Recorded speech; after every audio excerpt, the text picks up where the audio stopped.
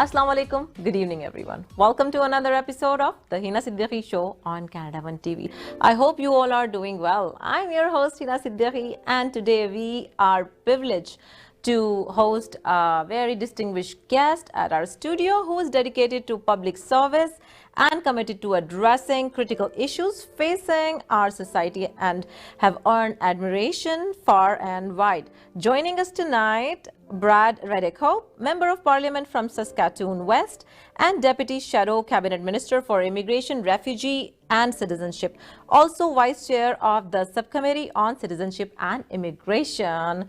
Welcome to my show, Brad. Thank you. How was your journey? It was great. Yeah, it's always nice to be in Toronto. Yeah, so we will start with your duties and responsibility for your, title. Yeah, thank you. Well, as you said, I'm from Saskatoon, so it's great to be in the GTA and visiting with people. I am the Deputy Shadow Minister for Immigration, so that means I focus a lot of my energy on immigration issues, which is a huge issue in Canada. It's a big issue in Saskatoon, where I'm from, and it's, of course, a big issue here. Absolutely. Yes, immigrant hub. Exactly.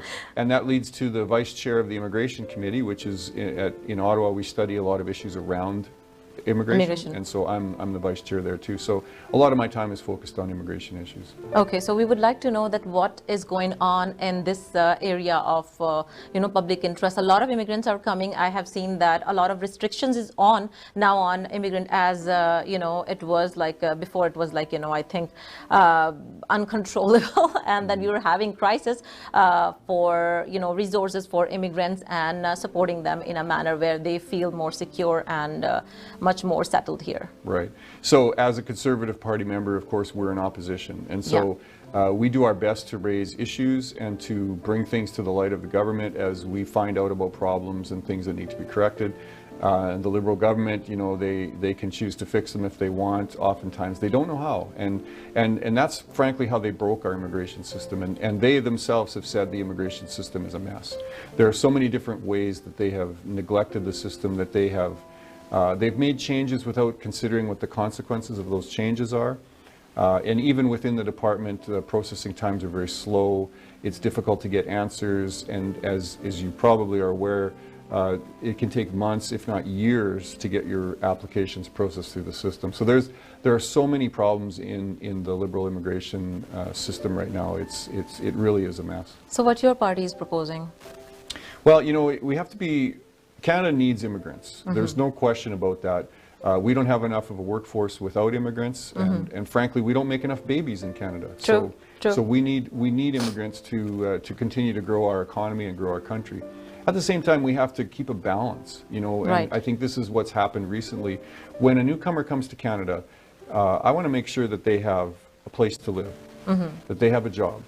They have health care. All these things are needed for somebody to be successful, because when someone comes to our country, we want them to be successful, right? We want them to be able to contribute to the Canadian economy, to live a good life in Canada. Right. And so because those considerations weren't made, we now have the situation we have, where it's very hard to find a place to live.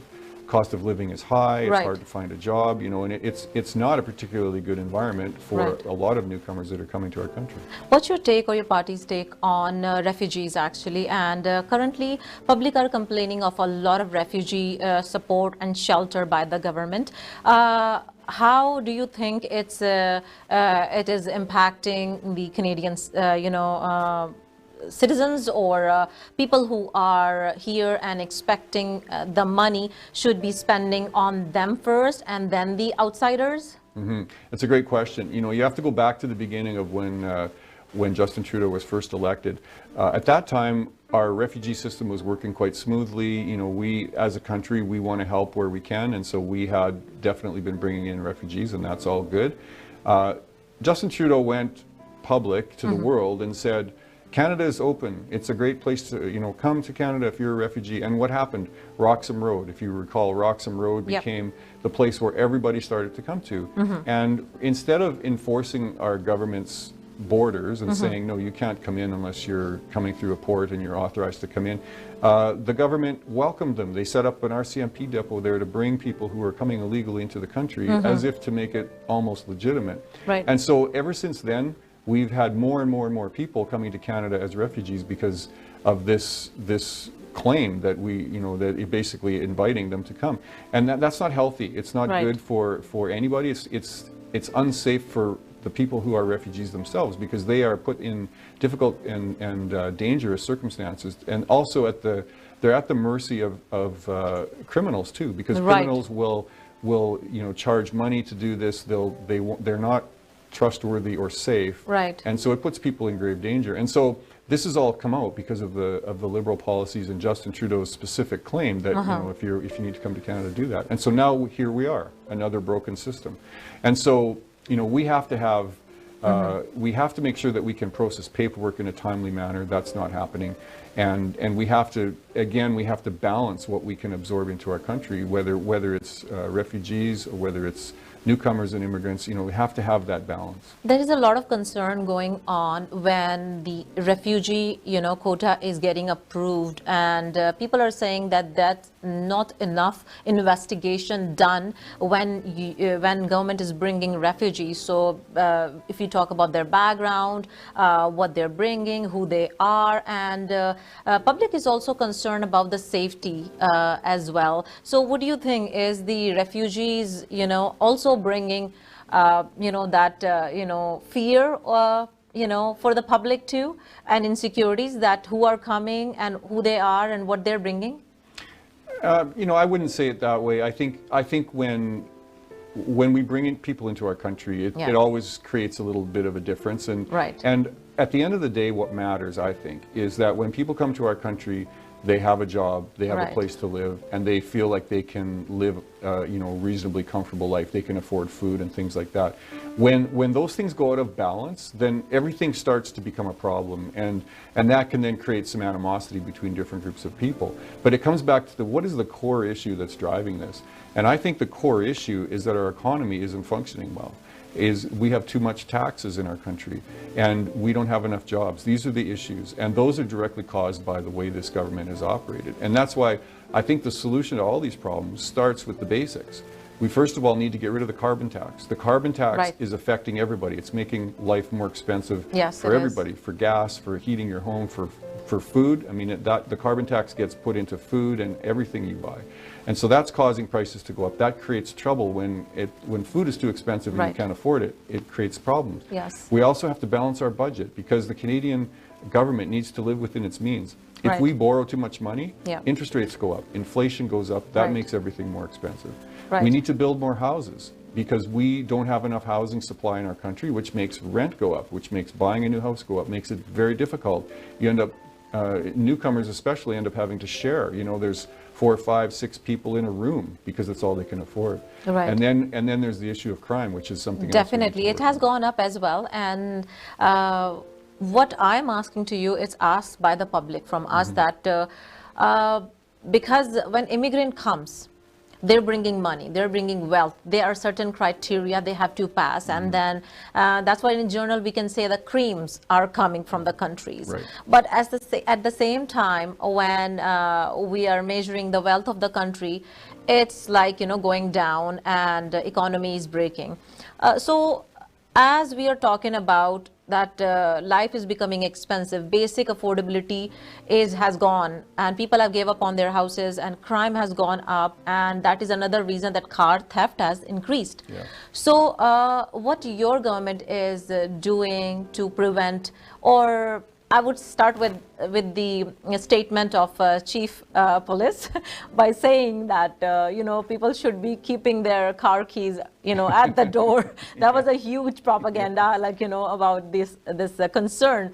So what do you have to say about it? What kind of feedback it gives to the public and to the thieves as well? Yeah, for sure. One funny story I'll just mention: the Minister of Justice for Canada, his car was stolen 3 times. Oh, wow. So it's not just everyday. Just us, or it's affecting everybody, including ministers in our government, in the government. So I think that's just an indicative of the problem. Explain itself. Yeah. So what do Conservatives want to do? Yes. Well, first of all, the Liberals have made it very easy, and they've actually instructed judges through changes in law to ask them to let people out on bail. Right. So what happens is somebody gets arrested for a crime, they get charged, they get released on bail.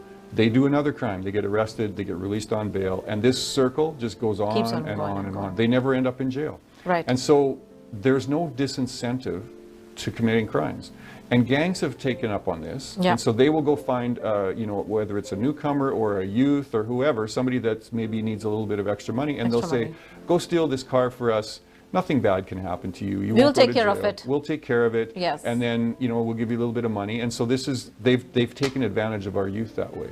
And so we need to put the rules back in place where if you commit a crime, especially repeated crimes, you have jail time. There are consequences. There have to be consequences. Yes. At the same time, we have to be mindful that a lot of crimes happen because of drugs. Yes. Right?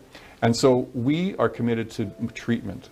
The current Liberal government, their approach to this is instead of drug treatment, they want to give free drugs to people. It's easily accessible. Yes, and you might be aware of the decriminalization project in British Columbia. That has been a disaster. You can go and sit on a park bench in British Columbia with your child, and next to you there's a drug addict shooting up, and that's perfectly legal in British Columbia. And so the government of British Columbia has actually asked the federal government to stop doing this, to which the Liberals have not responded yet.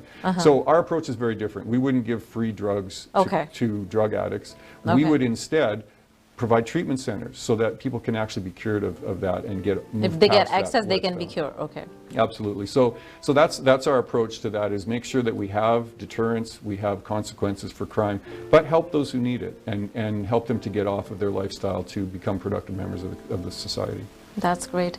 Well, it was a nice conversation with you, and again, thank you so much for your time. Thank you. And any final message for our audience?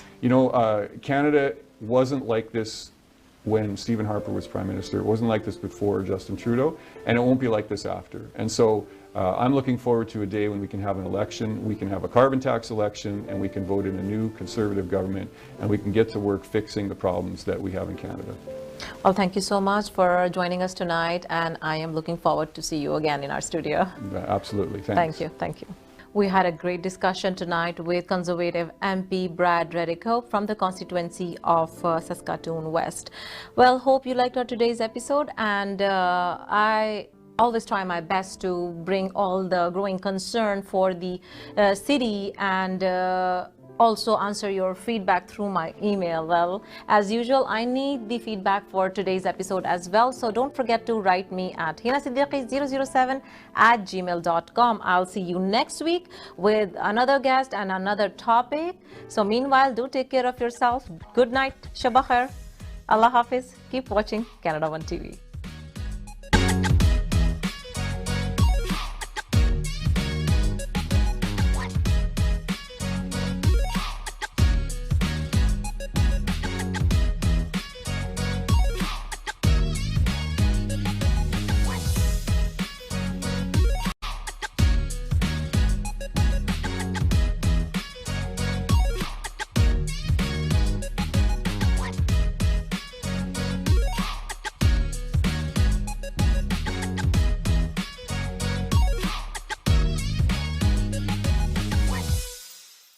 मेरा नाम अनुर मकसूद है।